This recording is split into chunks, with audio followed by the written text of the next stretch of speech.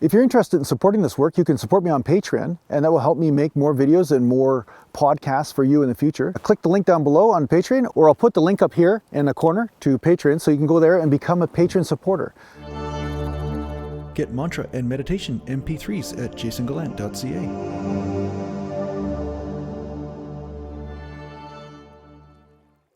Is desire bad?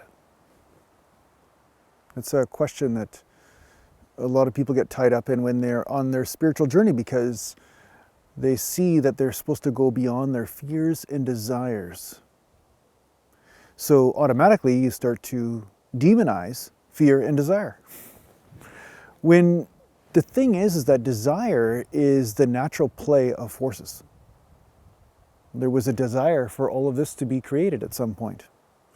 But the question is your desire coming from a place of freedom, or is it coming from a place of suffering?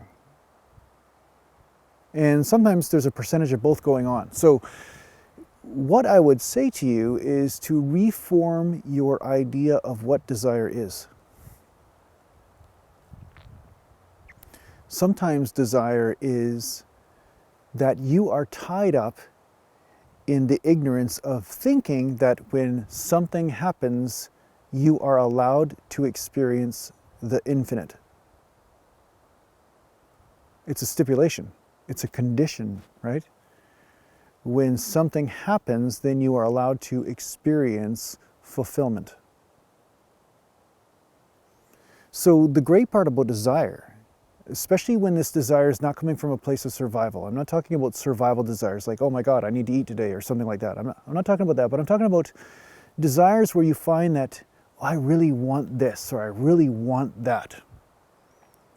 You know, this is coming from deep in your soul. It feels like I really want this.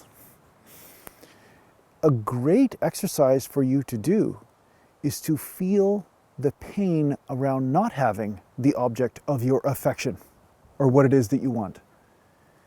Experience that and be with that, and realize that desire is nothing more than a force showing you the wall of suffering. Now, this wall can come in the form of grief, or the feeling of not having enough, or the feeling of lack in some way, limitation. All these different types of feelings can come up. And as you sit with these feelings and surrender to them and realize that they are nothing more than walls, then those walls come tumbling down, and the object of your affection, ironically, sometimes comes towards you, or perhaps something much greater comes into your life.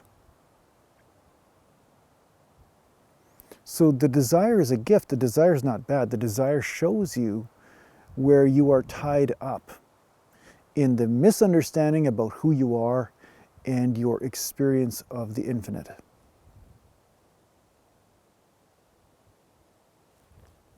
It's a stipulation you've put upon yourself. You've imposed a stipulation. So when I have this, then I can be happy.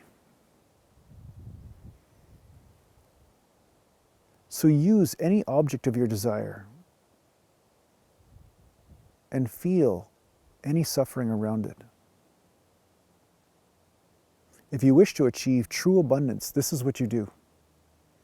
And as you burn off this pain or suffering or experience of limitation around this thing that you covet, you will be attracting abundance towards you, because you're letting down all of the walls of suffering. You're allowing your consciousness to burn them down. The third eye of Shiva is always said to be able to turn things into a rock or burn things up. Well, it's the same thing. You're just bringing your awareness to a sensation you have around something that is not freedom.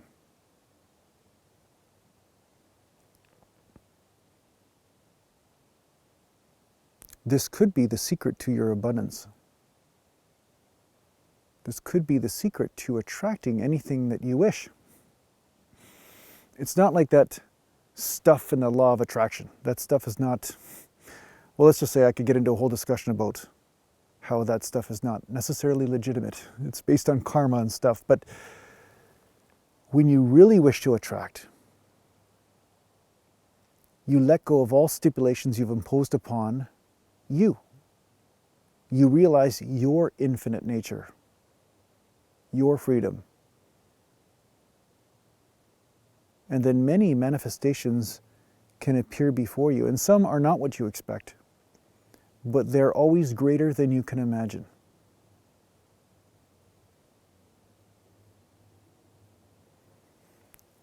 Many years ago, when I first started on this spiritual journey, I never imagined that I would attract what I have attracted so far in my life. I couldn't even think or create the life that I have right now. I'm glad somebody else did, because I wouldn't have been able to come up with the possibility. So imagine that there's something out there for you. It's really not out there at all, it's here, but I'm speaking in the normal colloquial sense. I'm speaking in the normal way that people converse here, but so allow me to use my words wrongly. But there's something here for you in your life that you are not seeing yet. But when you let go of your suffering, then you're freeing up the universe to attract whatever it is that is necessary for you at this time for a greater and more fulfilled life.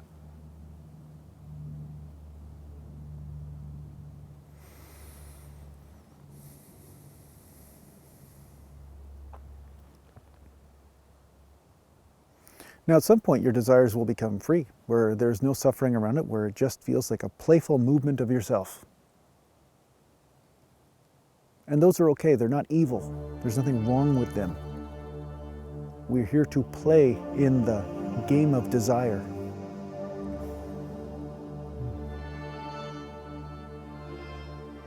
So I hope this helps you in your spiritual journey. Take care for now.